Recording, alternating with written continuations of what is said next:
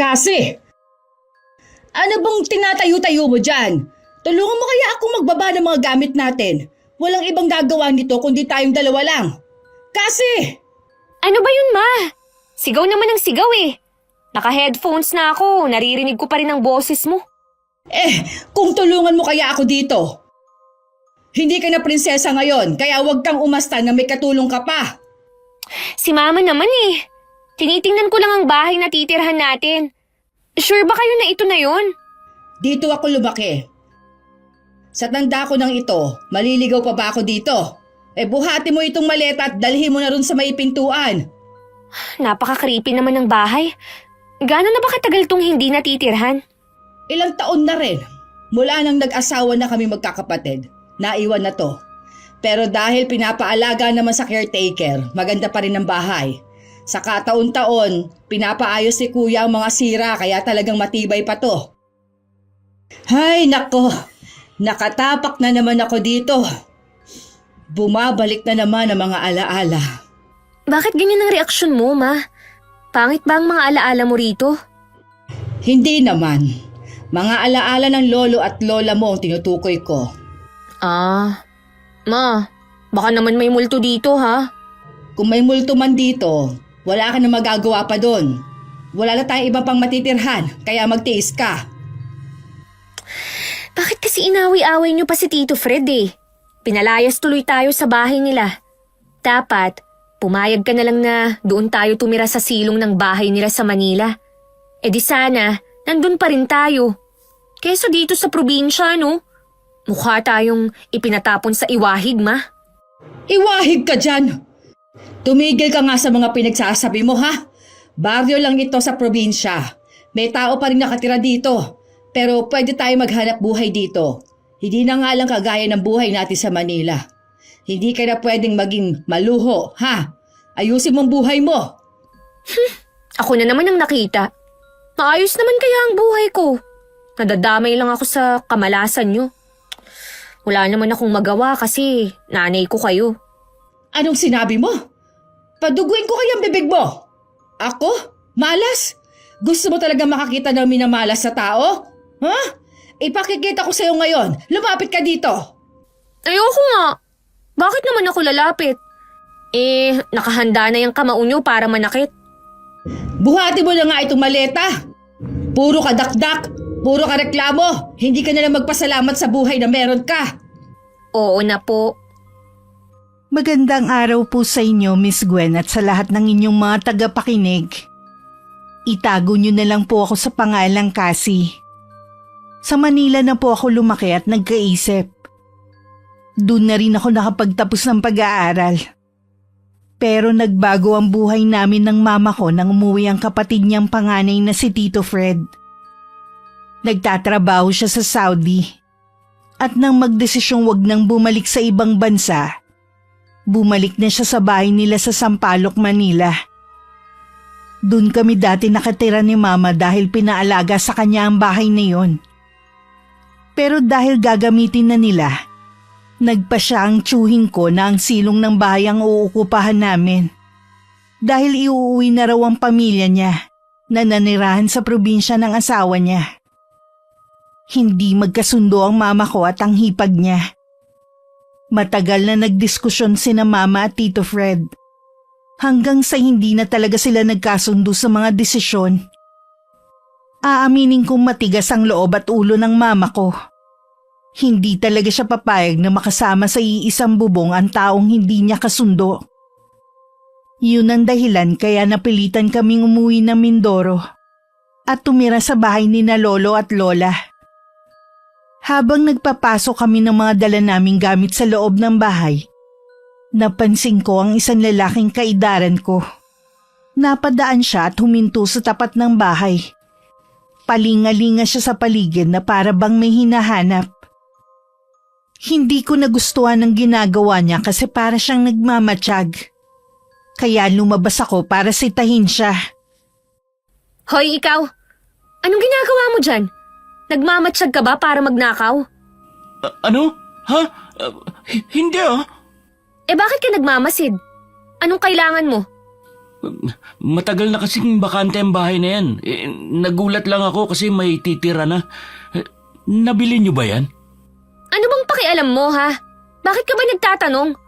Ang mga ganyang gawain, may masamang balak. Hoy, taga Manila ako. Hindi mo na ako maluloko sa ganyang taktika. Baka bukas ng gabi o sa susunod, aakyatin mo na tong gate namin eh. Tapos, palihim kang papasok sa loob. O kaya, aakyatin mo ang bubungan at mananakot. Ano ko, aswang? Aba malay ko. Hindi nga ba? Patingin nga ng mata mo kung baliktad ako dyan. Ano ba, Ray? Bitawan mo nga pisngi ko. Uy, ang tulis-tulis ng kuko mo. Oh. Ikaw yata ang aswang eh. Aswang? Sa ganda ng kuko kong to? Hindi mo alam to? Fake nails to. Dukutin ko ang mata mo dyan eh, para hindi ka na makapanilip. Umalis ka na nga rito. Alis! Alis na. Taray-taray mo. Talaga? Huwag ka nagbabalik dito ha? Asa ka pa? Kasi! Nasaan ka na naman ba? Ay palagi na lang nawawala. Ilagay mo lang ang mga gamit mo sa kwarto. Walang iba maglalagay niyan. Nandiyan na! Ano ba yan si Mama? Atat na atat? Hindi naman mawawala ang mga gamit ko kahit next week ko pa yung galawin eh. Pumasok na ako ng bahay at nakita ko si Mama na abala sa pagbitbit ng ibang gamit papunta sa isang silid na nasa bandang kanan. Sa katabi nun ay ang pintuan papuntang kusina. Walang pansara ang pinto kaya kita agad yun. Ma, saan ako? Saan ang kwarto ko? Bakit dyan ka papunta? Hindi ba tayo dun sa itaas? Ang dami namang tanong. Dito ako magkakwarto kasi malapit sa kusina. Alam mo naman ako, gumigising ako ng alanganing oras sa gabi para uminom at magbanyo. Ikaw, doon ka sa itaas. 2 silid doon. Mamili ka na lang ng gagamitin mo, ha? Pareho namang bakante yon. Ha? Ako lang mag-isa sa itaas? Ano tong kwarto sa kaliwa? Huwag mong gagalawin yan. Bakit? Kasi may multo. O sige, multuhin ka sana ng lolo at lola mo kapag ginalaw mo yung kwarto nila. Mabuti nga yung pagpakitaan ka para tumino ka. Ay, 20 years old na ako at never pa akong nakakita ng multo. Pero mataray na ina, nako po, nag-e-exist talaga. Sige, simulan mo na naman ako. Buhatin mo na yung mga gamit mo sa itaas. Wala kang katulong dito. Dapat pala nagpaiwan na lang ako dun kay Tito Fred eh. Mukhang mas okay ang magiging buhay ko dun. Dito, para akong kinikilabutan. Pagpasok ko pa lang ng bahay, sinalubong agad ako ng malamig na hangin. Akala ko ba hindi ka naniniwala sa multo? Hindi nga. Pero sa maligno, oo. Kasi po, may classmate ako dati na maligno. Tingnan nyo nga tong paligid ng bahay na to, ma. Puro puno na nakakakilabot ang itsura. Parang humahaba ang sanga tapos kukunin ka. Ewan ko sa yung bata ka. Umakyat ka na sa itaas. Tapos bumaba ka ulit at tulungan mo ako mag-ayos sa mga gamit sa kusina. Dalian mo na. Eto na nga. Isa-isa kong dinala sa napili kong kwarto ang mga gamit ko. Tiningnan ko ang kabuuan ng silid. Wala nga mga gamit doon maliban sa kama na old style pa. May side table at may nakapatong na makalumang lampshade. May malaking cabinet na nung buksan ko pwede kong pagtaguan para hindi makita ni Mama. Mula sa kwarto naririnig ko ang malalakas na pagtawag niya sa akin. Kaya ang ginawa ko isinuot ko uli ang headphone at nakinig ng music. Nilakasan ko ang volume para hindi ko siya marinig. Hindi ko na malaya na nakatulog ako. At gabi na nung magising dahil malakas na ang ulan. Hindi ko na malaya na inalis ko pala ang headphone habang tulog. At nakita ko tong nakabagsak sa sahig. Sira na ng damputin ko.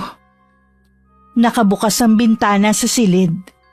Kaya kitang-kita ko ang malakas na kidlat na sinabayan pa ng malakas na kulog. Takot ako sa ganun kaya lumabas ako para puntahan si Mama. Ginamit ko ang flashlight ng cellphone para ilawan ang paligid. Pagdating ko sa sala, nakita ko ang vanity mirror. Napatingin ako doon dahil may nakita akong refleksyon. Isang babaeng nakabestida. Damit pantulog ang suot niya. Inakala kong si Mama siya kaya sinundan ko nung naglakad yun paalis. Ma? Ma? Saan ka pupunta? Hindi naman dyan ang kwarto mo ah. Makikitulog ako sa kwarto mo ah. Kasi natatakot ako sa kulog at kidlat. Ma, sandali! Huwag ka munang tumakbo. Hindi naman ako nakikipagbiruan eh. Kasi! Saan ka pupunta? Ma! Anong ginagawa mo dyan? Tumakbo ka ron oh. Susundan nga sana kita eh. Bakit nandyan ka na? Sira ba ang tuktok mo? Papunta yan sa likod ng bahay. Anong gagawin ko doon? Galing ako sa kusina kasi kumuha ako ng tubig. Bakit pa pala ako tinatawag? Patulog naman sa kwarto mo. Sige na ma. May kulog tsaka kidlat eh. Ang tanda-tanda mo na takot ka pa rin dyan? Hindi naman yun nawawala eh. Tsaka, dagdagan mo pa na nakakita ako ng doppelganger mo. O ano naman yun? Nanggagaya yun ng itsura ng tao. O tapos? Tapos, Bakit natigilan ka? wala po ma. Gawa-gawa ko lang yun para takutin ka. Nakalimutan ko, manhid ka nga pala. Sira ulo kang bata ka! Hayan, matulog ka na dyan. Bukas, marami tayong gagawin. Tinulugan mo ako habang nag-aayos sa mga gamit natin eh. Bukas tatapusin natin yon. Tama po. Tapos itapon na natin yung vanity mirror sa sala. Ang pangit naman nun ma. Sige, itapon mo nang makakita ka ng multo. Ha? Paboritong gamit yon ng lola mo. Nung nabubuhay pa siya, ipinagdadamot niya yon. Ingat na ingat siya doon. Araw-araw niyang pinupunasan para linisin. Mahilig talaga sa salamin ng lola mo. Subukan mo itapon nang magpakita siya sa'yo. Hindi ako natatakot. Bukas talaga. Sige lang! Galit na galit si Mama sa akin kaya lalo ko siyang inaasar. Pero dahil sa lakas ng kulog at kidlat, pinilit kong matulog. Sumiksik ako sa kanya kaya lalo siyang nainis. Nagising ako kinaumagahan dahil narinig ko ang mabibigat na yabag sa labas ng silid. Pabalik-balik yun na para bang naiinis. Inakala kong si Mama yun pero nang bumiling ako paharap sa pinto, mukha ni Mama ang nakita ko. Sa sobrang gulat ko, naitulak ko siya dahilan para mahulog sa kama. Mataas pa naman ang kama na hinihigaan namin. Kaya dinig na dinig ko ang lagapak niya sa sahig. Ay, buwisit kang bata ka! Bakit mo ko tinulak? Sorry ma, nagulat kasi ako sa mukha niyo eh. Pagdilat ko, tutok na tutok sa paningin ko eh. Akala ko kasi kayo yung naglalakad ng pabalik-balik sa labas. Tulog pa pala kayo? Sino yun? Ay, kung ano-ano na lang ang pinagsasabi mo. Tulungan mo nga akong tumayo. Nabalian yata ako ng balakang eh. Heto po, abutin niyo ang kamay ko. Ma, mula nang magising ako sa kwarto ko, kung ano-ano na ang naranasan kong kababalaghan sa bahay na to. Hindi kaya totoong nagmumulto na si Lola? O kaya si Lolo? O pwedeng pareho naman silang dalawa? Baka ayaw niya tayong tumira dito. Kasi naman, napakabungangera niyo eh. Ako? Bungangera? Kung pinuputulan kaya kita ng dila para hindi ka na makapagsalita. Lo, di pwedeng warning muna? Pumunta na nga tayo sa kusina at magluto ka ng almusal. May dala tayong tuyo, hindi ba? Iprito mo yon, tapos magsaing ka na. Ako? Oo alang sino? Wala na tayong katulong kasi ha. Hindi ka na nakatira sa tiyuhin mong may katulong sa bahay para may utusan ka. Dito, kikilos ka na. Ayokong magprito ma. Masisira ang balat ko sa talsik ng mantika. Kayo na lang magluto. Ikaw? Aray ko ma! Bakit naman kayo nananabunot? Bitiwan niyo nga ang buhok ko. Matatanggal ang anit ko sa paghatak niyo ng buhok eh. talaga kita! Natigilan kaming pareho nang makarinig muli ng ingay na nagmumula sa kusina. Mabilis na kinuha ni Mama ang payong na nasa gilid ng silid, saka dahan-dahang lumabas. Bigla ko naalalang nakausap kong lalaki. Kaya naisip kong baka nga akyat bahay siya. Sumunod ako kay Mama at hinagilap namin ng magnanakaw. Pero wala kaming nakita. Sarado naman ang mga pinto at bintana. At walang bakas na may pumasok at lumabas. Pero may nakita ako. Isang ballpen na nakakalat sa sahig ng sala, malapit sa vanity mirror. Ma, may ballpen oh. Sa inyo ba to? Hindi, pabayaan mo na yan. Mukhang nahulog lang mula sa kung saan. Wala namang taong nakapasok kaya magluto ka na ng almusal. Anong gagawin mo, Ma? Aayusin ko pa ang mga gamit nating nasa kahon. Ilalabas ko at ilalagay sa kabinet. Sige, Ma. Matapos kong magluto, pinuntahan ko na si Mama sa sala para sabihan na kakain na. Wala siya doon. Pero nagkalat na ang mga gamit naming inilabas niya mula sa mga kahon. Natuon ang paningin ko sa vanity mirror. May nakasulat doon ng mga salitang, ang mga alaala ay hindi natutulog. Inisip kong baka ginugood time ako ni Mama. Kaya nilapitan ko ang salamin para burahin ang nakasulat. Lipstick pa ang ginamit na panulat dahil kulay pula to. Pero nang punasan ko ng kamay, biglang naging likido at amoy malansa. Parang dugo. Natigilan ako. Napatulala habang tinitingnan na umagos pababa ang likido. Bigla ako napalingon dahil narinig ko ang boses ni Mama. Kakausapin ko na sana siya nang biglang may humawak sa braso ko. Dun na ako nagsisigaw. Ano bang nangyayari sa iyong bata ka? Ma, ano tong nakalagay sa salamin? Tsaka, may humawak sa braso ko. Sandali. Nasaan na yun? Bakit nawala? Nawala na rin ang nakasulat sa salamin. Tsaka yung likido na parang dugo. Wala na rin. Hays, gutom lang yan. Nakaluto ka na ba? Kumain na tayo. Ma, totoo ang sinasabi ko. Tama na kasi. Totoo man o hindi, wala ka namang ebidensya oh. Kung nariyan pa sa salamin ang sinasabi mo, maniniwala ako. Pero wala. Halika na sa kusina. Kumain na tayo. Tapos tulungan mo ako mag-ayos ng mga gamit. Marami-rami pa nga ayusin.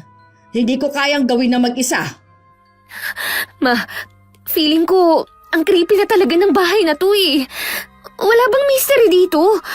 Wala bang nangyaring hindi maganda rito noon? Kagaya ng mga pinapanood mong horror sa internet? Ay sus ko kasi. Kaya ka nagkakaganyan dahil sa kapapanood mo ng katatakutan. Tigil-tigilan mo na yan. Hindi naman nakakatulong sa buhay natin. Bukod sa pag-aayos sa mga gamit, iisipin pa natin kung paano tayo mabubuhay sa lugar na ito. Kasi pareho tayong walang trabaho. Kailangan nating pumunta sa bayan para maghanap ng trabaho doon. Pero ayoko pang magtrabaho, Ma. Kakagraduate ko lang, di ba? Akala ko ba, ayos lang sa inyo na magpahinga muna ako. Hindi na pwede ngayon kasi. Gusto mo bang mamatay tayo dito ng dilat na mga mata dahil sa gutom? Kung ayaw mo maghanap ng trabaho, sige, dumito ka sa bahay. Kapag dainis sa'yo ang multo ng lola mo o kaya ng lolo mo, baka disiplinahin ka nila. Baka nga po nagmumulto na sila, Ma. Naku, parang ayoko nang tumagal dito. Kung meron kang alam na ibang matitirhan, dililipat tayo. Pero kung wala kang magagawa. Magtiis ka dito. Babalik na lang ako sa Manila. Hindi naman ako kasali sa tampuhan yun ni Tito Fred eh. Kaya tatanggapin ako nun ulit. At iiwan mo ako dito? Ganon? Napakawalang kwenta mo palang anak. Bakit talagang tuluyan kitang kalbuhin ang hindi ka makalabas ng bahay? Makita mo! Kinagabihan, nagsusuklay ako ng buhok dahil katatapos ko lang maligo.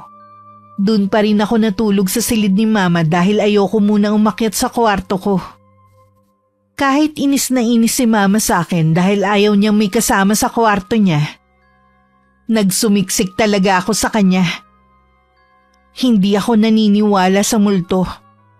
Pero nararanasan ko ang kababalaghan sa bahay ni Lola. Kaya hindi ko na alam kung ano ang paniniwalaan ko. Malalim na ang gabi at mahimbing ang tulog ko. Nagising ako dahil nakarinig ako ng iyak. Babae, kakaiba ang iyak niya.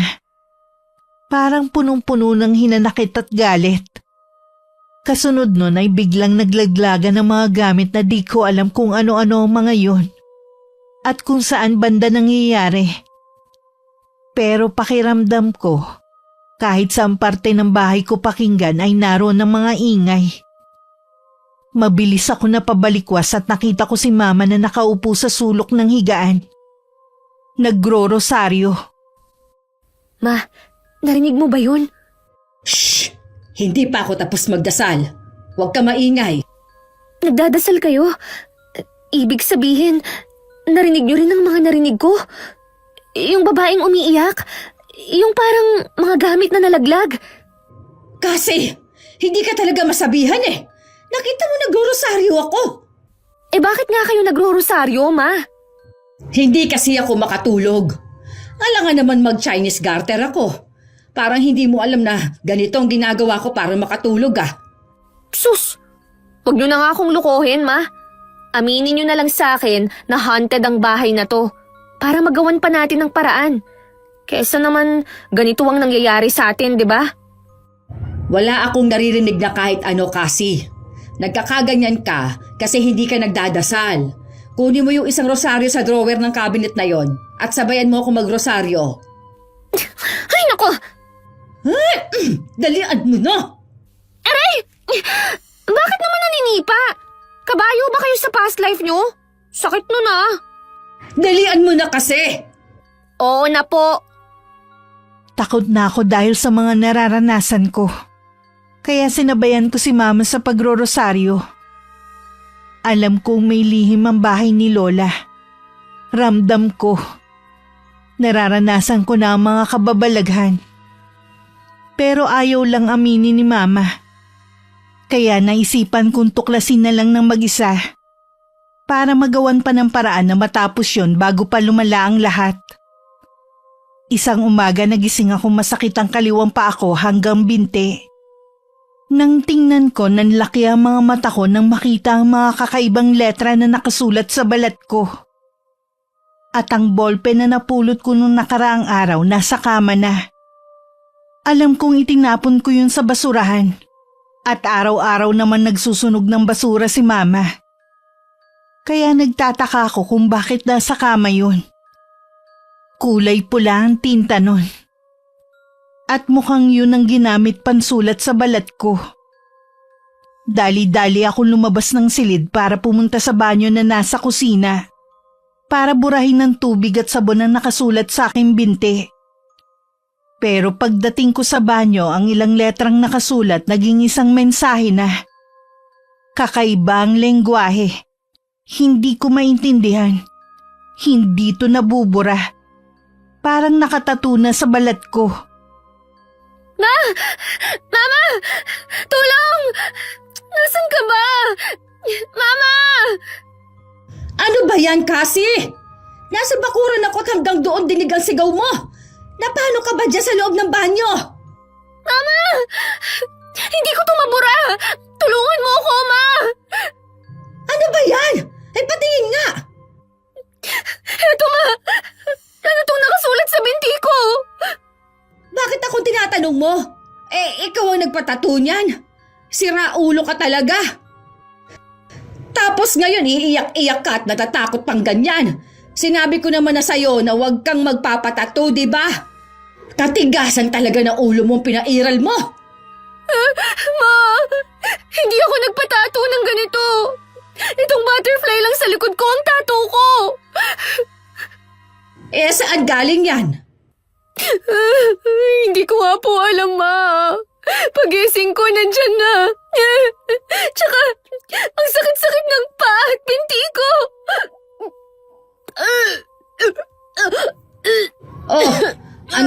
Ano nangyayari sa'yo? Bakit ka susuka ng ganyan? Buntis ka ba? Ha, sige. Lubos-lubusin mo na ang pag-amin ngayon ng mga tinatago mong lihim. Siraulo ka talaga. Kaya ayaw mo magtrabaho kasi buntis ka. Ha? Ma, nanghihina ako. Ma, yung suka ko! Bakit may dugo? Tsaka, may mga damo-damo. Ano yan? Teka, ano ba ang kinain mo, ha? Bakit nga ganyan yan? Kadiri ka naman bata ka. Hindi pa naman tayo nagluluto ng gulay dahil hindi pa tayo namimili. Puro lang dilata ang niluluto natin Hindi ko rin alam kung saan galing to, Ma. Ma, ang sakit ng tiyan ko.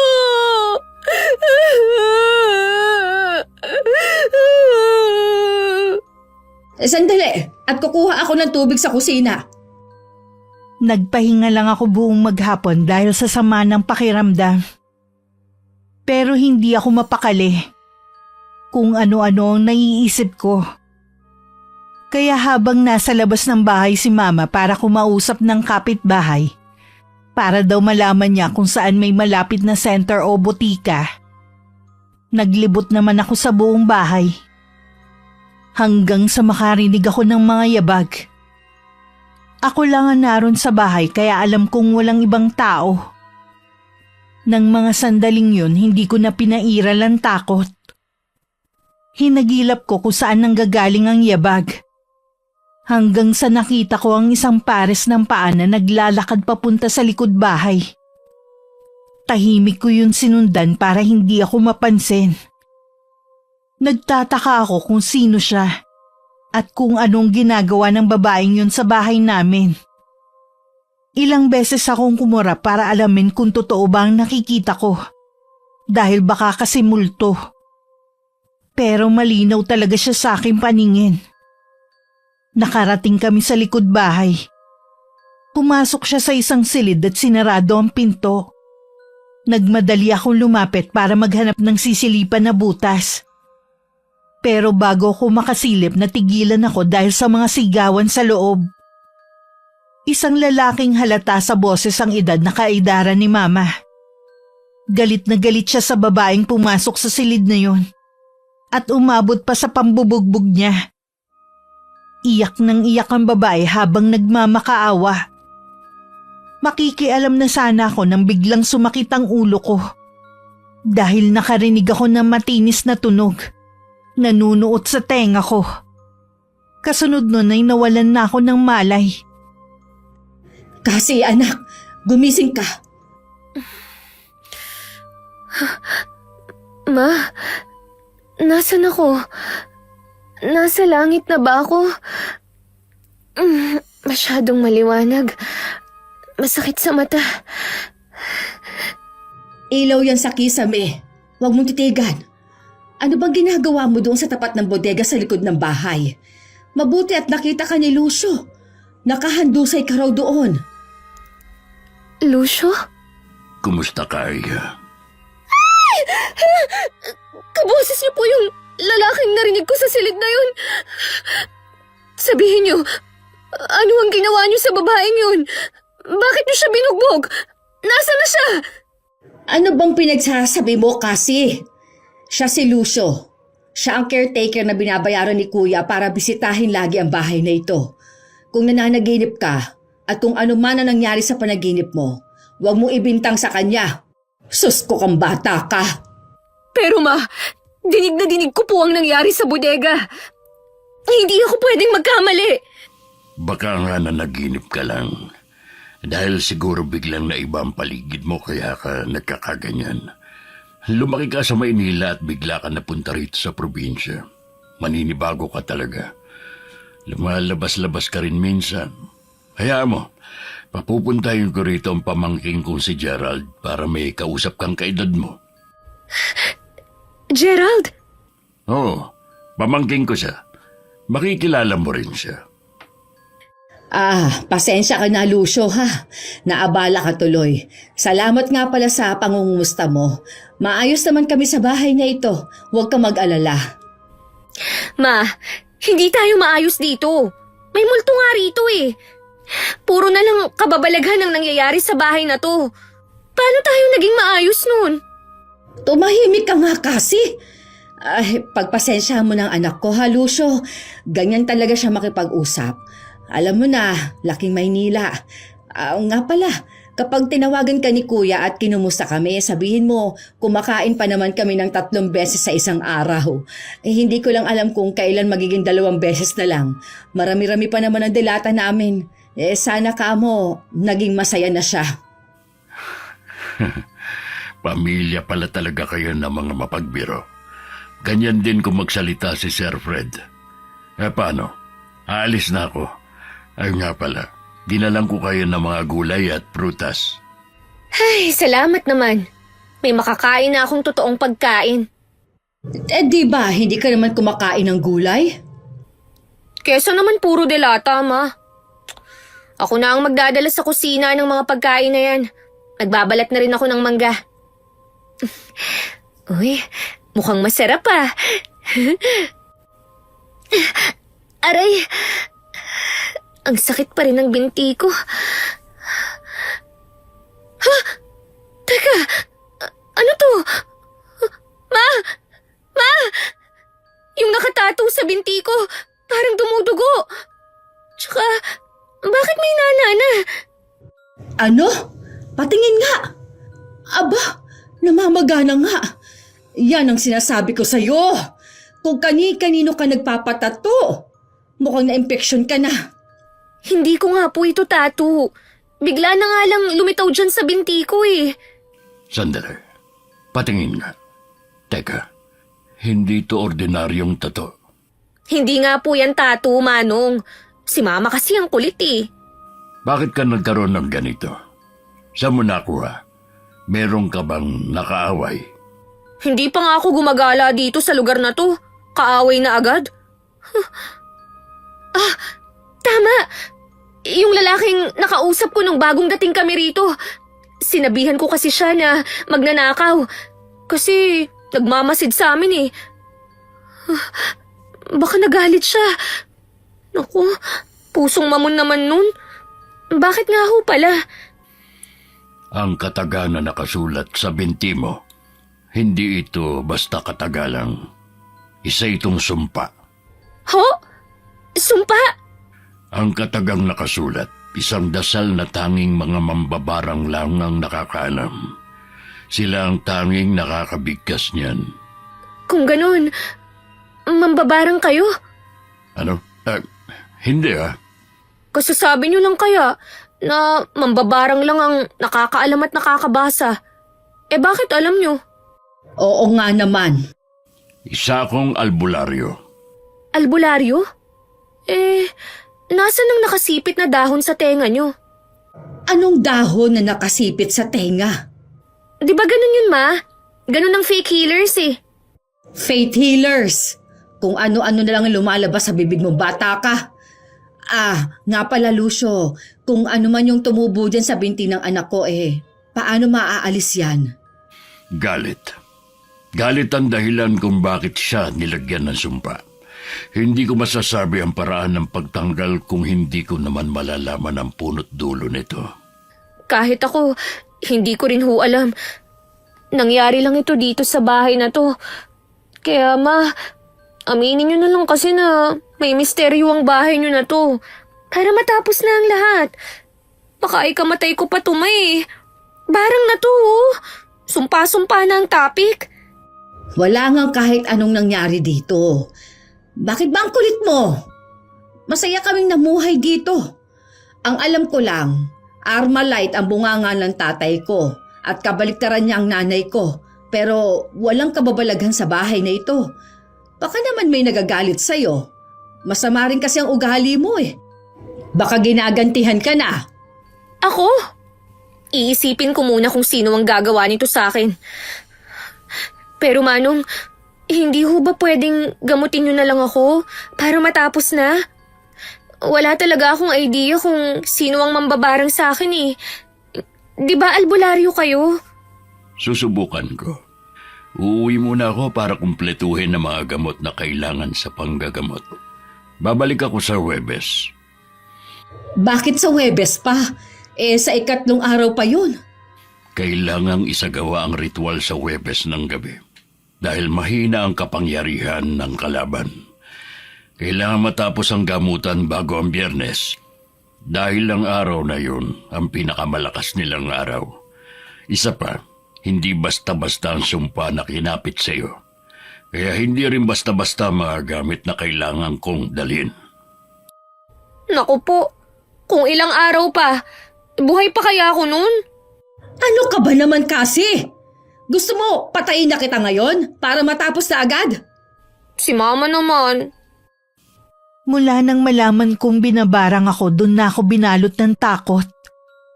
Natatakot ako para sa aking sarili. Doon ko naisip na wala pa ako nagagawang matino sa buhay pero nasa bingit na ako ng kamatayan. Sa takot ko nag-iba-iba na ang aking ugali. Madalas ako naging magagalitin. Tapos sa gabi sumisiksik lang ako sa sulok ng silid at umiiyak. Ginawa na ni Mama ang lahat para gumaling ang sugat ko sa binti. Pero lalong lumalala. Hanggang sa makita kong nilalabasan na ito ng matatabang uod at sobrang baho pa. Kahit ako nasusuka kapag naaamoy ito. Pero sa suka ko may mga insekto na ring sumasama. Pagkatapos kong ilabas, bigla na lang lumilipad. Parang mga maliliit na langaw ang sinusuka ko. Ilang araw pa ang lilipas bago bumalik si Mang Lucio. Pero para sa akin napakatagal na nun. Parang bawat oras ko hinihigit ni kamatayan. Unti-unti na ako nahihirapang huminga na para bang may sumasakal sa akin. Hinanap ko si Mama para humingi ng tubig pero wala siya. Hanggang sa marinig ko ang boses niyang may kaaway sa labas. Hoy! Ikaw! Tanda! Bakit ka naglalagay dyan ng mga basura? Huwag mo itambak dyan! Hindi naman basurahan ang gilid ng bakod namin ha! Alisin mo yan! Iuwi mo yan sa inyo! Ma! Sino ba ang kaaway niyo dyan? Bakit ba kayo nagbubunga nga? Tuwing lalabas na lang kayo ng bahay, palagi kayong may inaaway na kapitbahay. Ito kasing lalaking to ang tanda-tanda na, wala pang pinagkakatandaan. Meron naman silang bakanting lote Dito pa dinadala mga basura sa malapit sa bahay natin para daw dito sunugin. Di ang usok, pasok na pasok sa loob ng bahay. Nagsampay pa naman ako ng mga bagong labang damit. Tapos pauusukan lang. Hoy! Tanda! Bitbitin mo yung basura ninyo, ha? Kung hindi, sasambulat talaga yan sa harapan ng bahay nyo. Aba, loko pala talaga yung si Manong eh. Dapat talaga sa kanya dinadagukan eh. Pero ma, pabayaan nyo na nga siya at mukhang kinulang sa utak. Ikuha nyo na lang ako ng tubig, ma. Aray, ang tiyan ko, hinahalukay na naman. Tubig? Bakit ba hindi ka makapunta sa kusina? Ma, hindi nga ho ako makalakad ng maayos Kayo kaya maglakad ng ganitong magang-maganang paa. Tapos may malaking sugat pa na hindi gumagaling-galing. Nariyan na! Pagkapasok ni Mama ng bahay, dumiretso siya sa kusina. Sinilip ko naman sa bintana ang lalaking kaaway niya. Nakita kong inis siyang umalis habang dala ang supot ng basura. Maya-maya napalingon ako kay Mama dahil bigla na lang siyang sumigaw. Takot na takot siya at natataranta. Narinig ko pa ang ilang mga gamit sa kusina na naglaglagan.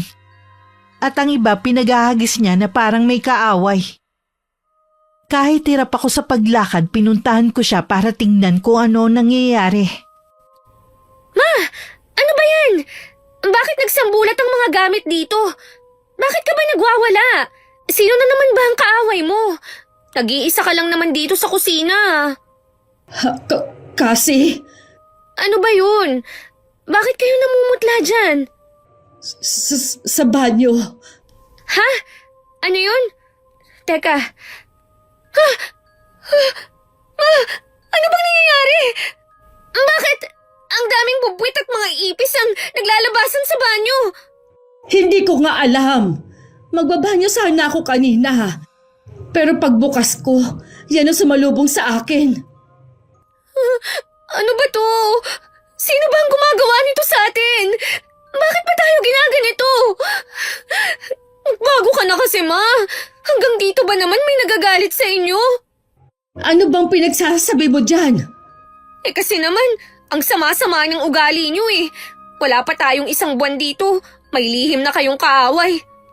Tumigil ka nga! Kita mong hindi ako madalas tumatambay sa labas. Ano naman ang gagawin ko doon? Ayoko namang nakikipagplastika sa mga chismosa. Tingnan mo, Ma. Ang mga daga at ipis. Papunta sila sa kwarto ni na Lolo at Lola. Lumusot sila sa siwang sa ilalim ng pinto. Bakit? Sa dami ng pupuntahan nila doon pa. Eh di ba dapat doon sila sa labas magtakbuhan? Mabuti na yung iisang lugar lang sila pumupunta para madaling mapatay ang mga peste na yan.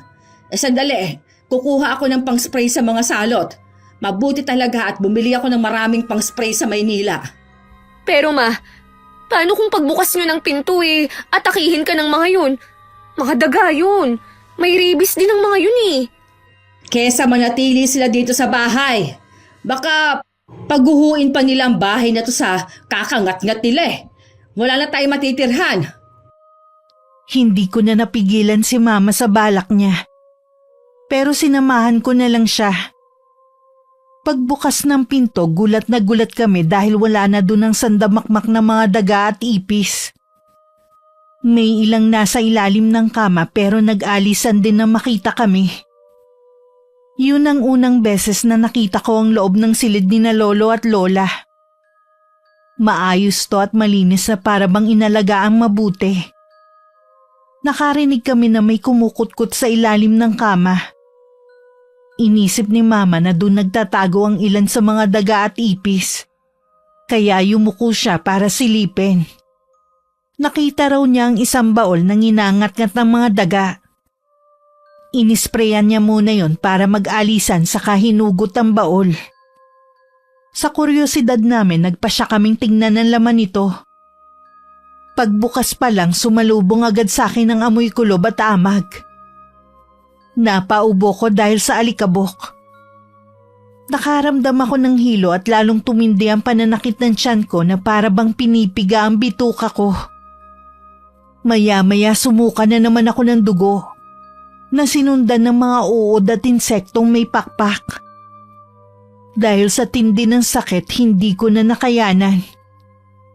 Tuluyan na ako nawalan ng malay dahil hindi ko na kayang sakit ng katawan. Gabi na nung magising ako.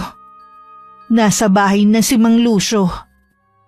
At kasama niya ang lalaking nakausap ko nung unang araw naming salta sa lugar. Gising ka na, anak. Kumusta na pakiramdam mo? Kahit wala kang malay, panayasukan mo ng dugo na may kasamang mga insekto. Alalang-alala ako sa'yo. Mabuti at may nakausap akong kapitbahay na alam ang bahay ni Lucio. Kaya pinasundo ko siya. Kumusta ka na, Iha? Maayos-ayos na po ang pakiramdam ko. Pero nanlalambot ako. Umayos ang pakiramdam mo dahil sa langis na ipinahid ko sa'yo. Pero hindi ka pa talaga tuluyang magaling. Nararamdaman kong ang sumpa nasa katawan mo pa rin. Teka, wala po ba kayong naririnig na ingay? May sumisigaw po ng tulong. Sumisigaw? Wala naman akong naririnig ah. Kayo ba, Lucio? Gerald, may naririnig ba kayo? Wala rin. Wala rin po ako narinig. Ano ba sigawan naririnig mo? Sino ba ang lalaking ito at bakit nandito? Pamangkin siya ni Lucio. Siya ang katuwag niya sa panggagamot. Sa dami ng magiging pamangkin, yung nakakainit pa ng ulo. Kung ano man kasing iniisip mo nung una tayo magkakilala, kalimutan mo na. Huwag ka kasing tamang hinala. Inaalam ko lang naman kung sino kayo kasi bago kayo rito. Hindi kami bago, no? Taga rito si Mama. Huwag na kayong mag-away. Alam niyo bang ang bahay na ito ay punong-puno ng negatibong enerhiya? Tuwing pumupunta ako rito para bisitahin ito at linisin, ramdam na ramdam ko talaga ang enerhiyang yon. Sinubukan kong alamin kung bakit ganon ang presensya ng paligid pero hindi ko malaman ang sagot. Para akong palaging tinutulak palabas ng bahay na ito. Sinubukan ko rin palibutan ng dasal at orasyon ng paligid ng bahay pero lalong tumindi ang negatibong enerhiya at ang masaklap pa, hindi nakakalabas. Kaya inalis ko na rin ang inilagay kong proteksyon para hindi maipon dito ang enerhiya. Ganon nga rin po, Tiyo, nararamdaman ko sa bahay na to. Kaya ayoko rin nagpupunta rito eh. Kung hindi nga lang ako nag-aalala sa inyo sa tuwing pumupunta kayo rito, hindi talaga ako magagawi dito. Eh bakit nandito ka? Dapat hindi ka na lang pumunta. May ganyan ka palang nararamdaman. Kasasabi ko lang talaga ng dahilan. Tinanong ko rin kay Sir Fred ang history ng bahay na ito kung may nalalaman siya pero ang sabi niya, wala raw masamang history ito. Masaya naman daw kayong namuhay dito noon. Totoo yan. Kaya imposibleng may masamang bagay o elemento ang bahay namin. Pero bakit nangyayari to? Baka po may nakaaway ang pamilya nyo noon. O yung mga lolo at lola nyo na tumira dito dati. Wala kasing naikukwento ang magulang namin. Wala ring naikwento sina lolo at lola. Puro mabubuting alaala ang palagi nilang binabanggit sa amin dati. Kung ganon, dapat nating alamin ang history ng bahay. Kasi nararamdaman kong galit ang pinagmumulan ng lahat. Eh paano naman natin yun gagawin? Kailangan magsagawa tayo ng ritual para alamin ang kasaysayan ng bahay na ito sa pamamagitan ng paglalakbay sa nakaraan. At itong nakita niyo mga lumang gamit sa baul, pakiramdam ko may kinalaman ng mga ito sa kung anong nangyayari dito sa bahay. Kailangan nating malaman ang lahat dahil nararamdaman kong kukuha ang bahay na ito ng buhay. Buhay? Sabi ko sa'yo, May, ikakamatay ko talaga ang nangyayari sa akin. Tumigil ka nga. Hindi nakakatulong ang negatibo mong pag-iisip. Sandali, naririnig ko na naman ng sumisigaw ng tulong. Nawala na kanina pero bumalik na naman. Babae, umiiyak. Tapos, parang may boses akong naririnig. Lalaking galit. Para silang nag-aaway. Ano bang sinasabi mo? Eh wala naman kaming naririnig. Doon sa bodega, Ma. Sa likod bahay. Doon nagmumula ang boses nila. Kahit nangihina ang katawan ko, pinilit kong puntahan ang bodega kahit pinigilan nila ako.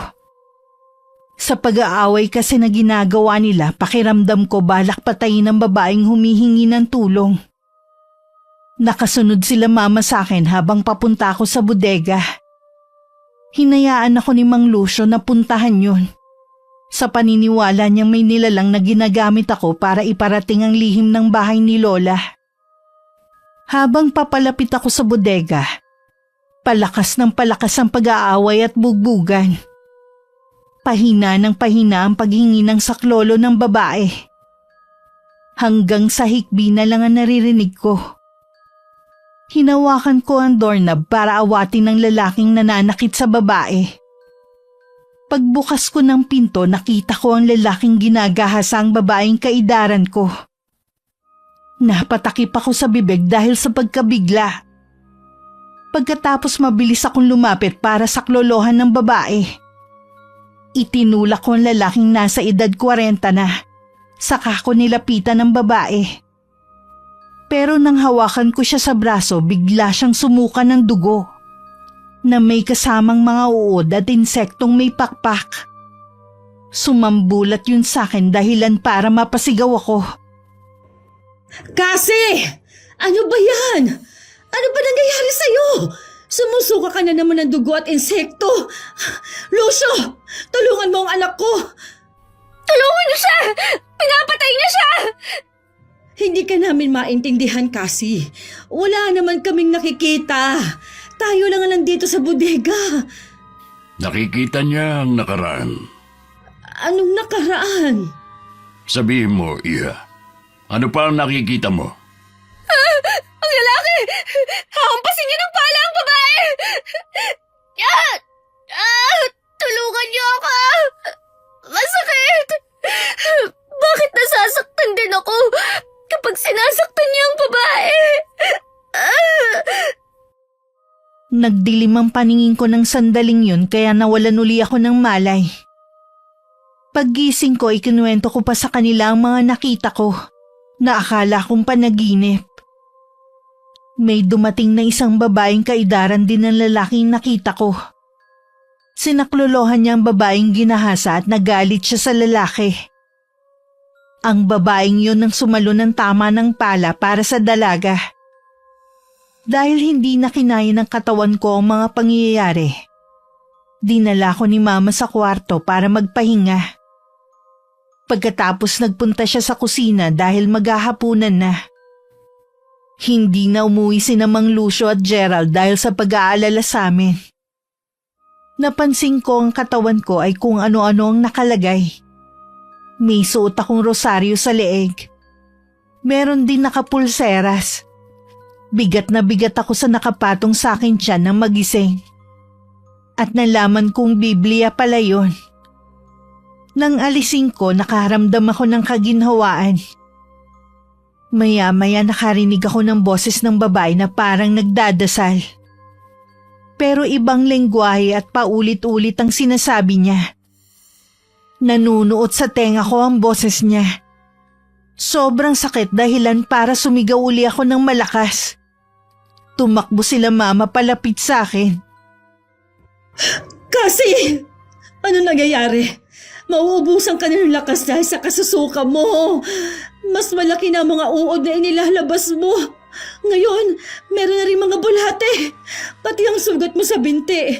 Nilalabasan na rin ng mga ganyan. Tulungan niyo ang anak ko. Parang awa mo na, Lucio. Tulungan mo ang anak ko. Hindi tumatalab ang orasyon ko sa kanya. Malakas ang barang. Gerald, ihanda mo mga gamit. Kailangang isagawa natin ang pagre-ritual ngayon. Ngayon na po.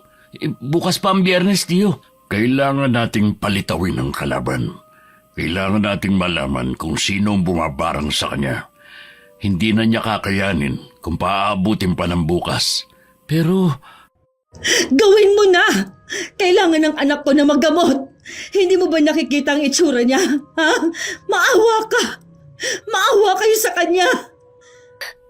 Ang sakit ng ulo ko. Tulungan niyo ako. Parang sasabog ang ulo ko. Tulong! Uminom ka muna ng tubig, anak. Labanan mo sila. Manalig ka sa Diyos. Hindi sila magtatagumpay. Ma, lalong sumakit ang ulo at tiyan ko. Hindi ko na kaya. Ang boses ng babaeng nagdadasal nanunuot sa tenga ko. Parang gustong sumabog ng ulo ko, Ma. Papahiran ulit kita ng langis. Hawakan mo tong Biblia. Ayoko yan! Ilayo mo sa akin yan! Bakit ba ako ginaganito? Ano ba ang kasalanan ko? Ano ba? Kasi, bakit ganyan ang boses mo? Tumitirik ang mga mata mo at namumula na. Anong nangyayari, Lucio? Kargado na siya. Anong kargado? Hindi kita maintindihan. Hindi na siya yan. Tignan mo at inihagis niya ang Biblia. Kasi, anong ginagawa mo? Huwag mong alisin ang rosaryo sa leeg at kamay mo. Huwag mong gawin dyan, anak. Hindi ko to kailangan! Ang init-init nito! Napapaso ako! Ayoko nito!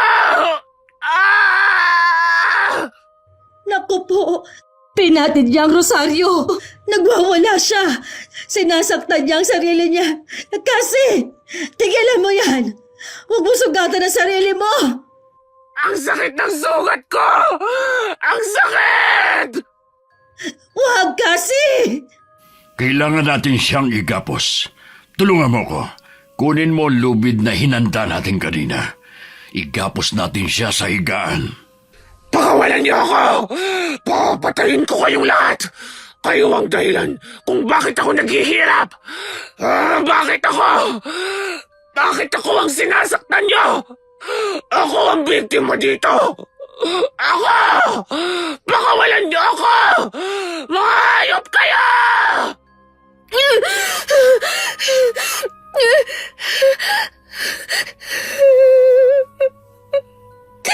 Gusto ko nang umuwi sa amin. Gusto ko nang umuwi. Kasi, anak, kapag magaling ka na, uuwi na tayo. Basta labanan mo to, ha? Pangako, babalik na tayo sa Maynila, anak ko. Pakawalan niyo na ako. Huwag niyo akong papatayin. Gusto ko pang mabuhay. Hinihintay ako ng mga magulang ko. Parang awa niyo na po, Doña Victorina. Doña Victorina? Anak, ako ang nanay mo. Sino bang sinasabi mong yan? Ang alam ko lang na may ganyang pangalan ay si Lola. Huwag mong sabihin na. Tama ka. Hindi na ang anak mo ang nasa katawan niya. Ha? Sino na? Yan ang aalamin natin. Ang nangyaring yun, sabi sa akin ni Mama, sinapian daw pala ako ng kaluluwang ligaw. Pagkatapos ko raw magwala, bigla akong nahimatay. Matapos pahiran ng langis ni Mang Lucio at dasalan. Wala akong alam nun. Basta ang huli kong natatandaan, may boses ako naririnig na para bang nagsasagawa ng ritual. Ilang minuto rin daw ang tumagal bago ko iwanan ng sumapi sa akin. Pinagpahinga lang ako ni Mang Lucio kasi pagod na pagod ako. Pawis na pawis. Gutom at uhaw pero walang tinatanggap ang tiyan ko. Gabing-gabi na nun na magsimulang magsagawa ng ritual si Mang Lucio. Para daw alamin kung ano ba talaga ang nangyayari sa akin. Sinuob niya rin ako gamit ang platong lusa at usok ng kandilang puti. Pinausukan niya ang plato hanggang mangitim dahil sa usok ng kandila. Hanggang sa nagkaroon ng imahe. Isang may katandaang babaeng may hawak ng libro at krus na nakabaligtad ang imaheng nakita namin. Walang mukha yun. Bulto lang ng tao. Pero nagtataka ako kung bakit sabi ni Mama kilala raw niya kung sino ang lumitaw sa suob. Namukhaan raw niya ito. Kahit wala naman talagang mukha ng tingnan ko. Kinalkal ni Mama ang mga lumang gamit ng lola ko na nasa baol. Doon nakita namin ang isang maliit na bag. Naroon ang mga lumang litrato na pinagsama-sama na para bang itinago talaga. Nakita namin ang litrato ng babaeng lumabas sa imahe ng suob. Ganong-ganong posisyon nito sa litrato. Ang sabi ni Mama, lola raw niya to. Si Lola Victorina. Kinalkal pa niya ang baol. At tumambad na nga sa amin ang mga gamit na kakaiba. Sabi ni Mang Lucio, mga gamit daw yun ng isang mambabarang. Naguguluhan ako. Mambabarang si Lola? Kung mambabarang siya, sino ang binarang niya? At bakit nadadamay ang anak ko? Hindi natin malalaman ang sagot. Wala nang nakalagay sa baol na makapagsasabi pa ng mga nangyari noon. Ano ang kailangan natin gawin ngayon? Paano gagaling si Cassie? Ano ito? Tignan niyo po. May nakabalot ng tela. Saan mo nakuha yan? Tinuklap ko po yung ilalim ng baol. Kasi nakita kong may nakaalsa. Akala ko nasisira na yung ilalim pero nung iangat ko, may tabla pala at sa ilalim nun, nakatago ang telang itim na ito. Merong laman sa loob, parang makapal na libro. Patingin ako. Ito po. Isa itong journal. Nakasulat sa salitang Latin ng mga nilalaman. Nandito rin ang kataga na kagaya ng nasa kanyang tato. Po, patingin nga po. Eto, Oo nga, ganyan-ganyan ang nakasulat sa binti ko. ito ang libro na naglalaman ng mga sikreto kung bakit balot ng hiwaga at negatibong enerhiya ang bahay. Sandali at babasahin ko. Marunong kang magbasa niyan? Oo naman po. Albularyo po si Tio.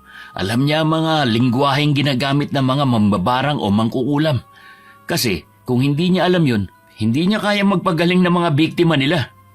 Sa bagay. Nakasaad sa journal na meron nga siyang binarang. Ang sabi dito, taniman ng sumpa ng manahimik, bigyan ng pasakit. Kung magpumilit na lumaban, buhay ang kapalit. Ano po ang ibig sabihin nun? Sandali. Pagdating dito sa mga sumunod na pahina, nag-iba na ang sulat kamay. Mukhang natapos ang pagsusulat ng isang tao sa 10 pahina at sa mga susunod, iba na ang sumulat. Narito ang sinasabi dito sa 11 pahina. May barang sa laman. Hindi ito basta-basta natatanggal. Kailangang harapin ang pinagmulan, gamutin ng galit, palitan ng pag-ibig at kapatawaran. Mukhang malalim po ah. Paano natin hahanapin ang pinagmulan ng lahat? Sa bodega. Doon ako laging dinadala. Sa tuwing pumipikit ako, nararamdaman kong hinahatak ako papunta doon. Dahil sa sinabi ko, nagpa siya si Mang Lucio na pumunta kami doon. Dinala nila ang mga gamit sa pagre-ritual. Pagbukas pa lang ng pinto ng bodega, sinalubong kami ng malamig na hangin. Nagtayuan ang balahibo ko sa katawan. Para akong niyakap ng malamig na nilalang. Winisikan ni Mang Lucio ang loob ng bodega ng holy water habang nag-uusal ng dasal. Napahawak agad ako sa aking leg kasi parang may sumasakal sa akin. Napapikit ako at muntik mabuwal. Pero naagapan akong saluhin ni Mama. Nang dumilat ako, wala na sila sa tabi ko. Ako na lang ang nasa bodega. Biglang may marahas na umatak sa akin. Dahilan para mapaupo ako sa gitna ng mga nakasinding itim na kandila. Naririnig ko ang yabag sa likuran ko. Naglalakad siya papunta sa aking harapan. Nang magkaharap kami, nanlaki ang mga mata ko dahil sa kaharap ko ay ang babaeng nakita namin sa larawan. Ang lola ni Mama. Nanlilisik ang mga mata niya habang nakatingin sa akin. Galit na galit siya habang pinagsasabihan ako. Dapat daw ay nanahimik na lang ako. Hindi na raw sana ako nagsumbong pa. Dahil daw sa ginawa ko, muntik nang mabahira ng reputasyon ng kanilang pamilya. Isa lang naman daw akong katulong na walang silbi. Sumagot ako't lumaban sa kanya pero sa isang salita lang niya, bigla akong nanghina. May kapangyarihan siya. Nagdasal siya gamit ang ibang lengguwahe at dun na ako pinahirapan ng husto. Anak, lumaban ka. Huwag mong hayaang matalo ka niya. Magpakatatag ka. Kayanin mo. Magdasal ka kasi. Hindi kita naturuan kung paano magdasal. Pero gamitin mo ang puso mo. Makikinig siya. Humingi ka ng tulong. Sabihin mo, iligtas ka niya, anak. Hindi ako makahinga. Nasusunog ang balat ko. Pinapaso niya ako ng kandila. Ano? Sinong gumagawa niya sa'yo? Sabihin mo. Hindi ka naman pinapaso ni Lucio. Winiwisikan ka lang ng holy water. Tama na! Ayoko na! Masakit! Anak ko, tatagan mo pa. Nasa gitna ng kasalukuyan at nakaraan ng anak mo. Naririnig natin siya.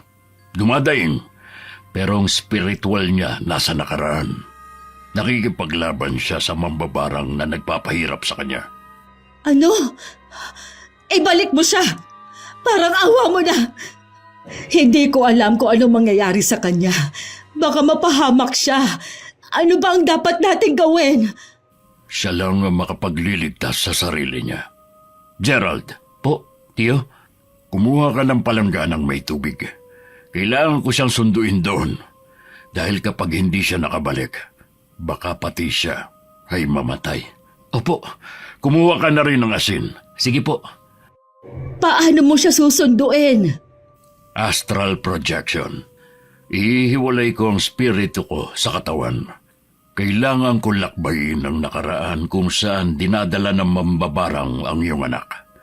Kailangan ko siyang sunduin doon dahil tiyak na papatayin siya. Kung ang lola ko ang mambabarang, bakit niya papatayin si Cassie? Hindi pa naman sila nagkikita dahil magkaiba ang panahon nila. Ito na rin ang paraan para malaman ko ang katotohanan. Narito na po yung palangganang may tubig at saka asin. Makinig ka, Gerald. Huwag na huwag mong hahayaang mamatay ang kandilang sinindihan natin kahit na ano ang mangyari. Kapag may maramdaman kang mabigat na enerhiya, wisikan mo agad ng holy water kasabay ng dasal na tinuro ko sa'yo. Po? Ako po? Wala po akong alam sa ganyan, tiyo. Alam mo na ang lahat. Hindi mo lang nagagawa pa. Ito na ang panahon para gawin mo ito. Hindi ba't gusto mo maging kagaya ko? Naku, on the spot training naman to. Pero wala naman po ako magagawa. Gagawin ko po ang lahat, tiyo, para matapos na ito. Mabuti. Isa pa. Sa oras na mapansin mong hindi na maayos ang aking lagay, ibuhos mo sa akin ng tubig. Yan ang magpapabalik sa akin sa panahong ito. Opo, Isaboy mo na ang asin palibot sa aming dalawa. sige po.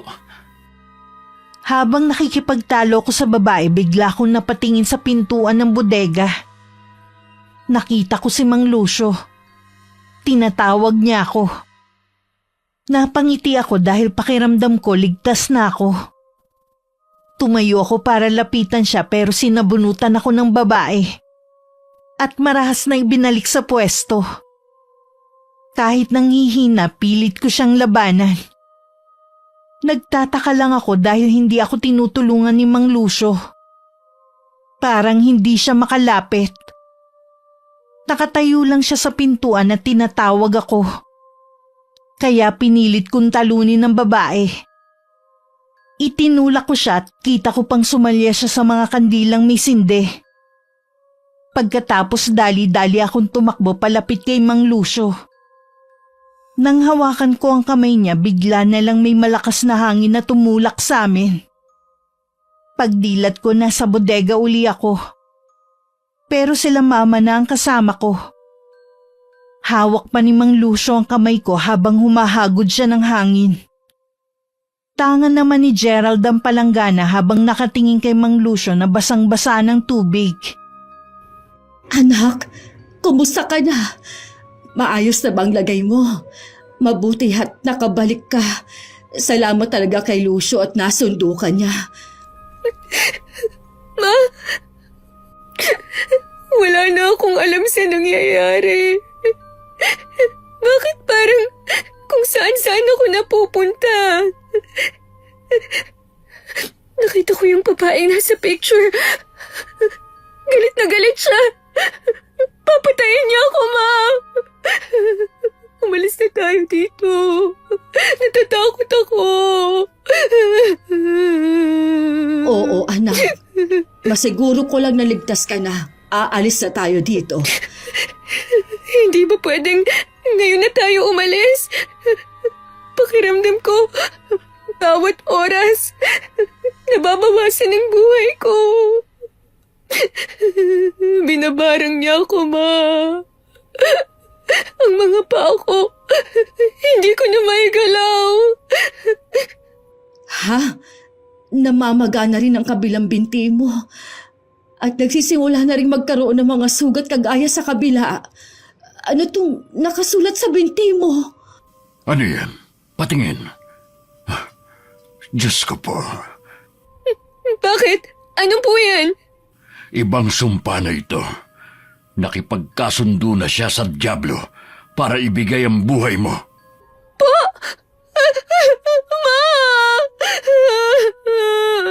Anong gagawin natin, Lucio? Hindi pwedeng mamatay ang anak ko. Bakit siya binabarang ng lola ko? Bakit?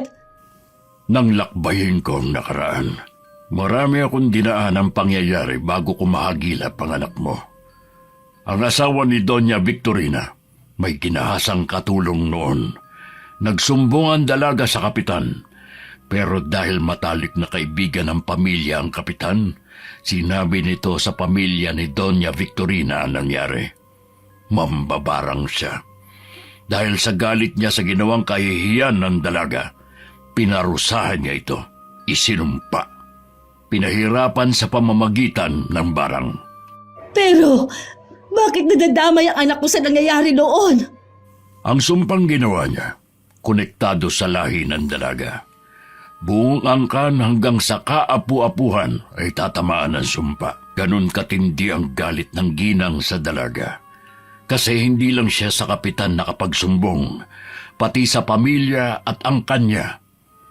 Kumalat ang nangyari at pinagchismisan sila noon. Ang ginawa ni Doña Victorina. Lahat sila pinatay sa barang. Ma, bakit ako? May kinalaman ba ako sa angkan ng babaeng kinahasa ng lolo mo noon? Hindi ko alam. Pero, teka, baka may makapagtuturo sa atin mula sa mga gamit ng lola mo. Titignan ko uli isa-isa mga larawang nasa baul. Nasaan ang journal? Baka may nakasulat din doon. Kinalkal namin lahat ng mga gamit ni Lola, pati ang mga nasa kwarto. Wala kaming nakitang konektado. Pero naisip ni Mama na tingnan ang mga gamit niya. May isa kasing photo album na tinago niya. Mga picture nila ni Papa. Namatay si Papa nung 5 taong gulang pa lang ako. Nagkasakit siya ng matindi nun, sabi ni Mama. Hindi nagawang lunasan ng mga doktor ang sakit niya. Malubha na kasi ang sakit niya sa baga bago dinala sa doktor. Inilihim daw yun ni Papa. Nakiusyoso ko sa mga gamit na itinago ni Mama. Yun din ang unang pagkakataon na makakita ko ng mga larawan ni Papa. Hanggang sa... Ma, Ano yon? tingnan niyo po to. Sino ang babaeng to? Yan ba? Ang sabi ng papa mo, kapatid daw yan ng lolo niya, pero namatay sa sakit. Siya po! Hindi ako pwedeng magkamali! Siya ang babaeng pinahihirapan ni Doña Victorina! Ano? Siya ang babaeng nakikita kong pinubugbog sa bodega at ginahasa ng asawa niya! Mahaba lang ang buhok dito sa picture pero kamukhang kamukha niya, Ma! Diyos ko! May dugo nga ako ng babaeng yun. Kaya pala ako nadadamay. At saka, kaidaran ko siya. Kaya rin siguro, nabubuhay uli ang kwento sa bahay na to. Dahil konektado ang lahat. At dito rin naganap ang mga pangyayari. Ibig sabihin, mamamatay rin ba ako, Ma? Hindi ako papayag. Sabi naman ni Lucio, mapipigilan kapag nalaman na kung saan nagsimula ang lahat. Magagawa niyang putulin ang sumpang ito. Hindi ako papayag na madamay ka dito. Pero Ma... Anak, makinig ka. Ano man ang sumpang inilagay ni Lola, mababali yon ang pananampalataya. Basta magtiwala ka lang sa kanya. Naiintindihan mo ba? Ma... Natatakot po ako. Hindi. Kaya natin ito, anak. Hindi kita pababayaan. Nandito lang ako. Gagawin ko ang lahat para mailigtas ka. Hapon ng Huwebes. Naggagayak na ng mga gagamiting pangritual sina Mang Lucio at Gerald. Nagahalo ang nararamdaman kong kaba at takot. Nakaupo lang ako sa sofa dahil hindi ko na nga maigalaw ang aking mga paa. Pinapanood ko lang sila sa ginagawa. Ginagaya ni Mang Lucio ang nakita niyang paraan ng pagre-ritual na nakasulat sa journal ng lola ni Mama. Habang pinapanood ko sila, nararamdaman ko na ang pagkahilo. Hindi ko alam kung dahil lang ba nahihilo ako o talagang nangyayaring nagpapatay-sindi ang ilaw sa kisame sa sala kung saan kami naroon. Naramdaman ko rin ang malamig na hangin. Nakakarinig ako ng mga kaluskos na hindi ko malaman kung saan nanggagaling. Dahil palipat-lipat ang tunog sa bawat parte ng bahay. Alam kong naririnig na rin ni Mang Lucio yun. Dahil napapahinto siya sa ginagawa at hinahagilap ng tingin kung nasa ng ingay. Gusto kong sumigaw sa takot pero lalo akong hindi makagalaw. Ang mga kandilang itinulos nila ng pabilog sa gitna ng sala ay namamatay ang apoy matapos sindihan. Maya-maya biglang namatay ang mga ilaw pati ang apoy sa mga kandila. Dali-dali kong dinukot sa bulsa ang aking cellphone at pinailaw ang flashlight. Natutukan ko ng liwanag ang isang nilalang na nasa kisame. Kasing itim siya ng gabi. May mapulang mata. Matutulis ang kuko. Buhagagang mahabang buhok. Malapad ang ngiti na halos umabot sa magkabilang tenga. Kasabay ng pagsigaw ko dahil sa takot ay ang mabilis niyang pagdamba sa akin. Ma! Tulong! Bakit? Ano nangyayari? Nasa ibabaw ko siya! Alisin niyo siya! Tulungan niyo ako! Bumubulong siya nang hindi ko maintindihan. Mukhang inoorasyonan niya ako! Sus ko! Tulungan niyo ang anak ko! Pakiusap! Layuan mo siya! Matakot ka sa dakilang lumikha! Matagal ka nang hindi umiiral sa mundo! Hindi ka na dapat naririto! Lubayan mo ang batang yan! Lumayas ka! Pinagwiwisikan ng holy water ni Mang Lucio ang multo. At kasabay ng malakas nitong sigaw ay ang paglaho. Muling bumalik ang liwanag ng ilaw. Ipinagpatuloy naman nila ang ginagawang pagsasaayos ng gamit sa pagre-ritual. Sinindihan ni Mama ang mga kandila. Lalong tumindi ang kirot ng mga sugat ko. Parang naninikip na ang benda. Parang sasabog. Kaya pinilit kong tanggalin. Halos panawan ako ng ulirat nang makitang sobrang laki ng sugat. At tuloy-tuloy na naglalabasan ng mga uod. Hindi na ako makapagsalita. Puro hikbi na lang ang nagagawa ko. Lalo akong nanghihina sa takot. Kasi! Hindi mo na kasi dapat pinakialaman yung sugat mo. Tignan mo, nalalambot ka tuloy. Baka mamaya yan ay yung pang ikamatay mong bata ka. Bebendahan ko ulit ha, para hindi mo makita. Wag po. Anong wag? Lalong sumasakit kapag may benda, Ma. O sige, tatakpan ko na lang ng tela. Huwag mo na lang titigan, ha? Ilagay na natin siya dito sa gitna ng bilog ng mga kandila.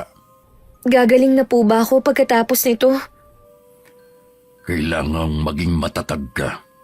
Hindi ka namang kilala ng lola niyo dahil hindi na kayo nagkita noong buhay pa siya.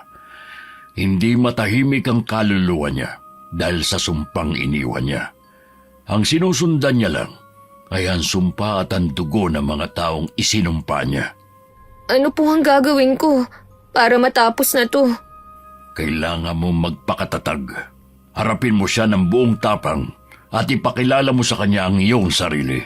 Sabihin mo mula ka rin sa kanyang lahi. Ang dugong nananalaytay sa inyong ugat ay iisa. Baka makinig siya at kusang putulin ang sumpa dahil kung hindi. Kung hindi, ano po? Meron na namang ganyan. Kung hindi. Albularyo ka, hindi ba? Magpagaling ang trabaho mo. Hindi manakot. Kapag hindi natin naputol ngayon ang sumpa na ginawa ng lola nyo, dito palang mag-uumpisa ang sumpa ng inyong angkan hanggang sa mga susunod pang salinlahi. dahil nag-krus na ang inyong mga dugo. Buwisit na buhay to. Dapat talaga'y maipatupad na ang background checking bago mag-asawa eh.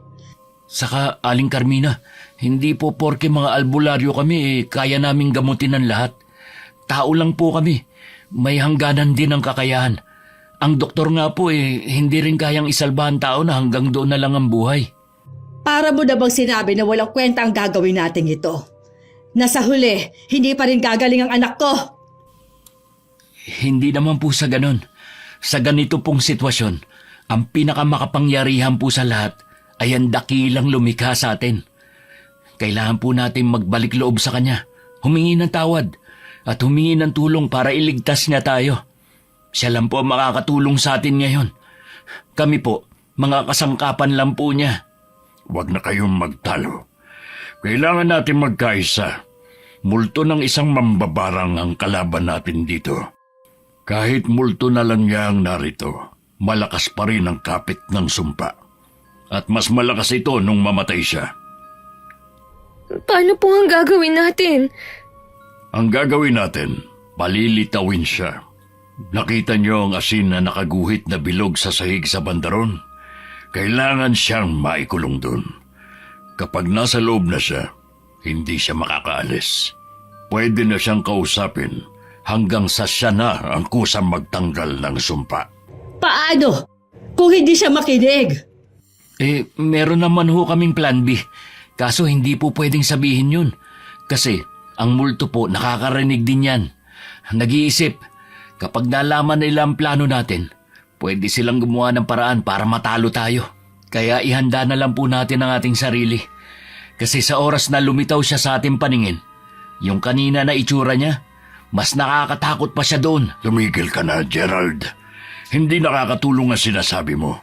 Lalo mo silang tinatakot. Simulan na natin ang pagre-ritual. Opo. Binuklat uli ni Mang Lucio ang journal. Binasa ang ilang nakasulat doon. Ang sabi niya, yun daw ang mga orasyon na sinambit noon habang isinasagawa ang pagbibigay ng sumpa. Pero ngayon sasambitin daw niya ng pabaliktad. 3 ulit niyang ginawa ang pagbasa.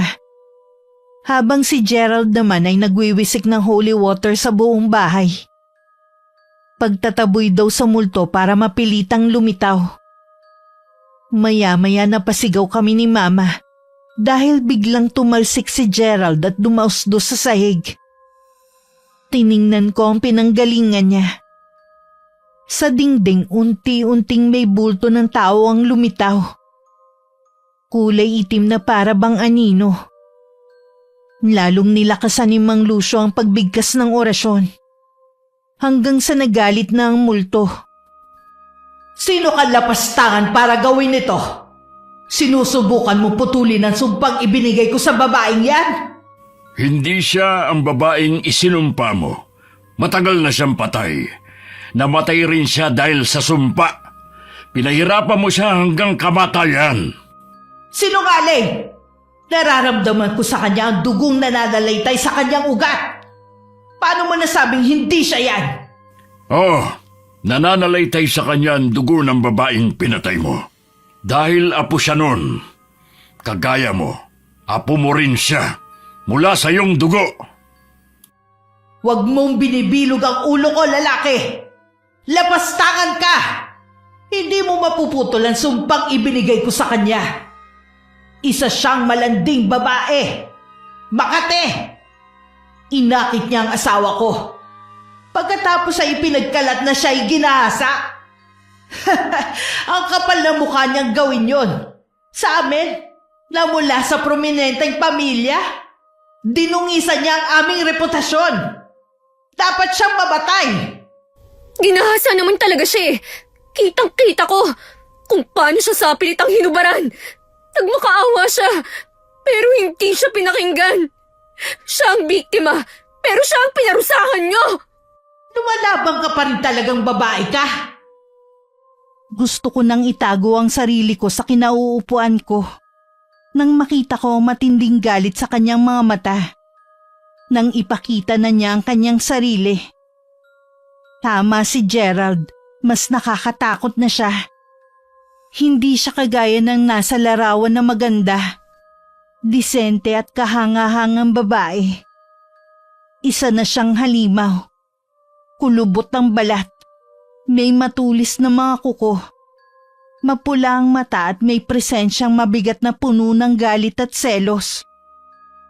Hindi ako papayag na manatili ka sa mundong to.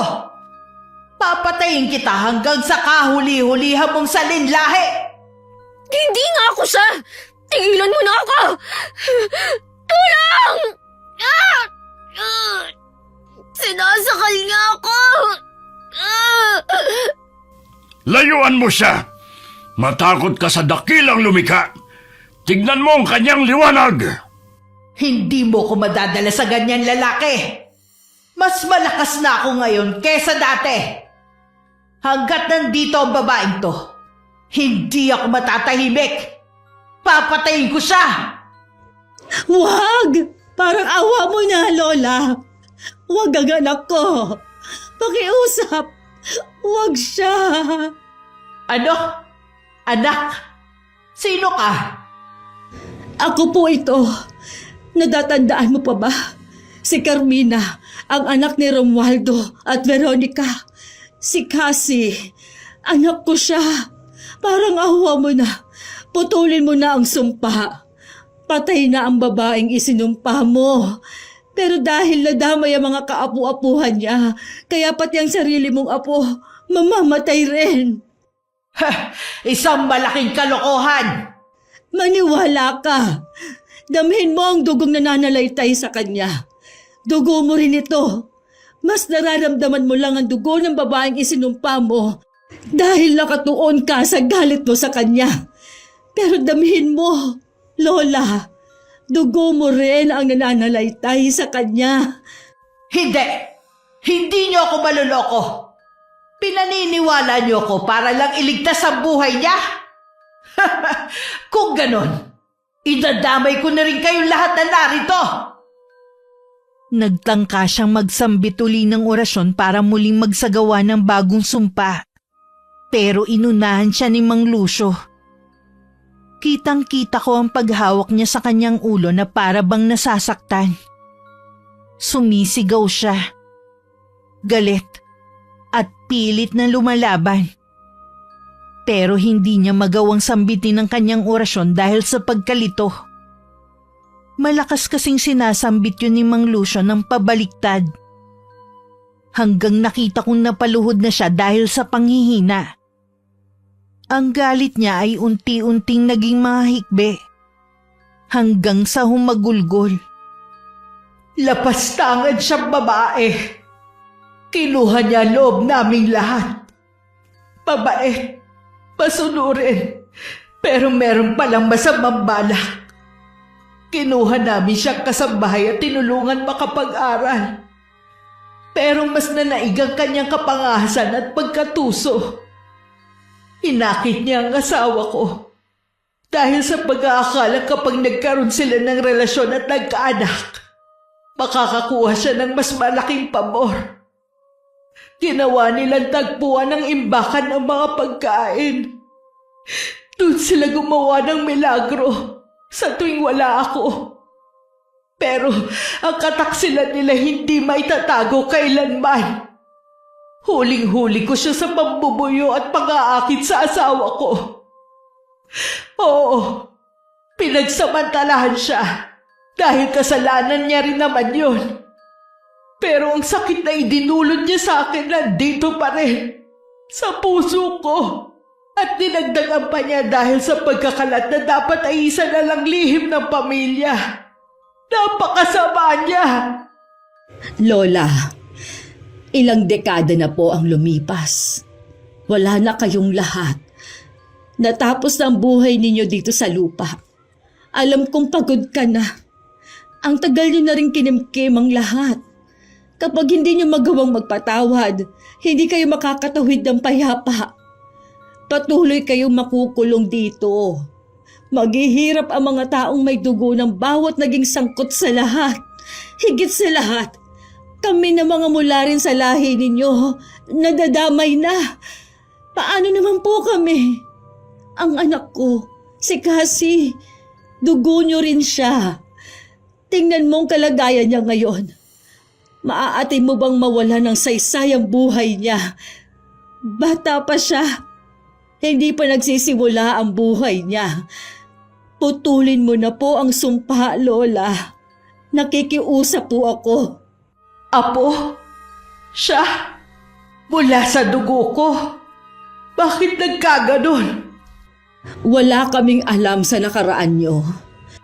Nagtagpo ang landas namin ng asawa ko nang hindi namin alam na konektado siya sa babaeng isinumpa ninyo. Kaya heto, ang anak kong nagdurusa ngayon. Para mo na pong awa, alisin niyo na po ang sumpa. Nakita ko ang kalituhan kay Lola. Umiyak siya ng umiyak habang sinusuri ang lahat kung tama ba ang naririnig niya. Maya-maya ang pag-iyak niya dahil sa galit ay napalitan ng iyak na mula sa pagsisisi. Nalugmok siya sa kinauupuan. Hanggang sa nakita kong unti-unting naglalabas ang katawan niya ng iba't ibang hayop at insektong ginagamit sa pambabarang. Nagtatakbuhan ng mga daga palabas ng bahay. Lumilipad ang mga langaw at putakte. Gumagapang sa sahig ang mga uod na iba't ibang laki.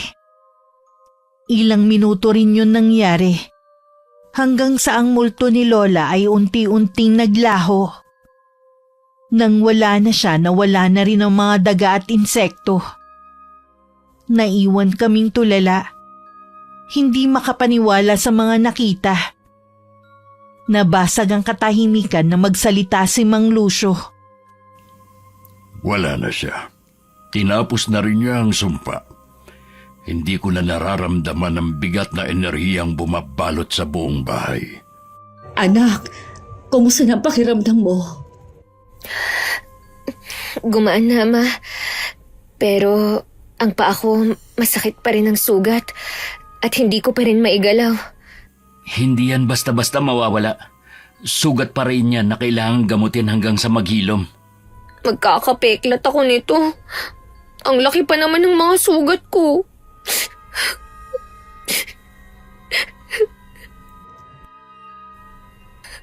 Hindi na ba siya babalik? Buti talaga naniwala siya. Hindi man siya maniwala, sa palagay ko, napagod na rin siyang manatili dito sa mundo. Kaya nagpasya na rin siyang tapusin ang lahat. Ramdam ko sa kanya ang pagod. Pero nang maisiwalat niya lahat, napakawalan niya ang galit at bigat ng damdamin niya. Sa tingin ko, isa rin yun sa kanyang hinihintay. Ayaw niyang tumawid kung ang puso niya puno ng negatibong enerhiya. Kailangan niya lang maiparating sa iba ang kwentong siya lang ang nakakaalam. Dahil ang kumalat noon ay ang kwento ng dati nilang kasambahay. Naiintindihan ko na ngayon ang lahat. Malinaw na. Bakit? Naguguluhan ka ba dati? Chismoso ka lang yata eh. Kailangan kong gamutin ang sugat mo para maghilom na yan.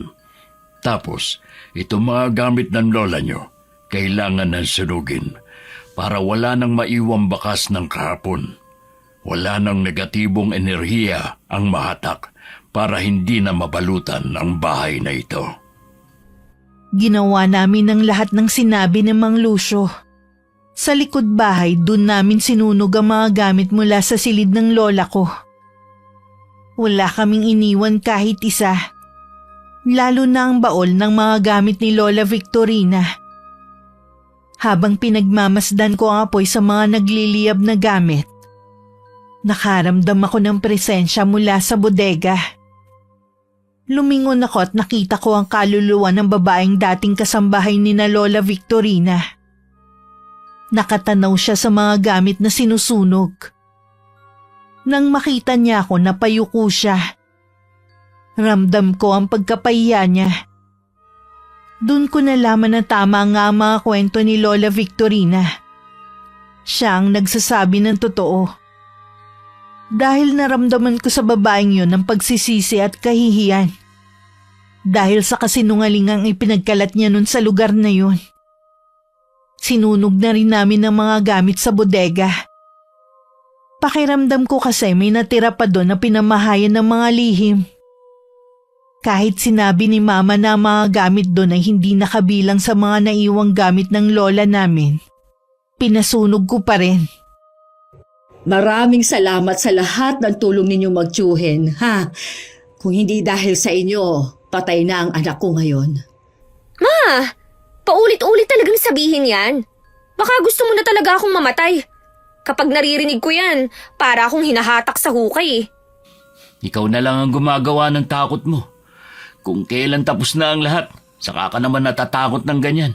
Mula ngayon, huwag ka na magkakape ha. Pakialam mo ba? Baka pati pagkakape ko, ipagbabawal mo rin. Pwede sige, magkape ka na magkape hanggang mangitim ka. Huwag mo na lang sasamahan ng gatas yung kape mo ha. Masama yun. At bakit naman? Kasi ang gatas, pampalakas. Ang kape, pampanerbiyos. Kaya bawal magsama. Bahala ka, ikaw rin. Baka ang iinumin mong kape, lumabas pa dyan sa sugat mo. Sira ulo. Gerald, halika na. Malis na tayo. Bitbitin mo na yung mga gamit. Opo, tiyo. O sige, mauna na kami sa inyong dalawa, ha? Mag-ingat kayo. Tatawagan ko na lang si Sir Fred para itanong kung itutuloy pa ba ang paglilinis ko sa bahay na ito. Nandyan na naman kayo, di ba? Pwede ka pa naman maglinis dito kapag wala kang ginagawa.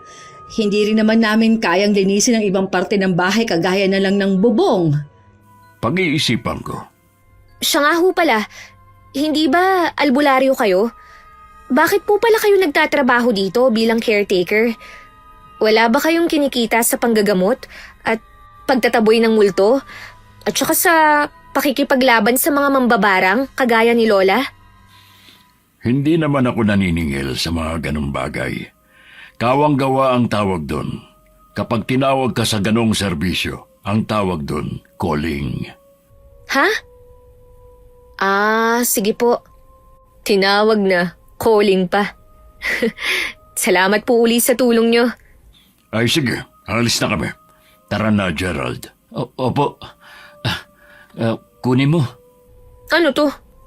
Dahon ng bayabas. Alam ko. Anong gagawin ko kako dito? Panglanggas ng sugat mo. Bagong tuli ka, di ba? Sira ulo ka talaga. Aray ko, yung binti ko.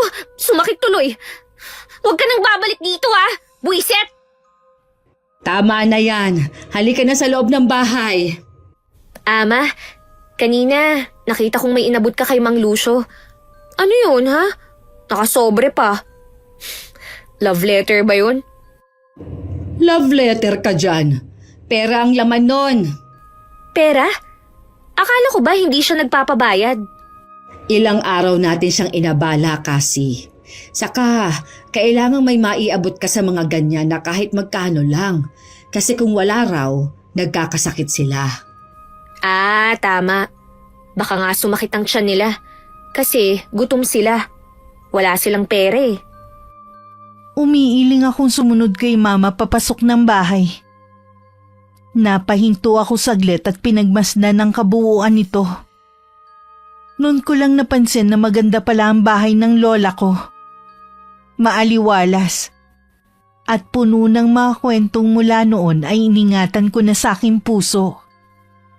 Ang bawat ipinamama ng ari-arian, may mga kwentong hindi na ipamana. Pero matutuklasan mo ng kusa. At ang kwento ng bahay namin, alam ko, ito ang pinakakakaiba sa lahat.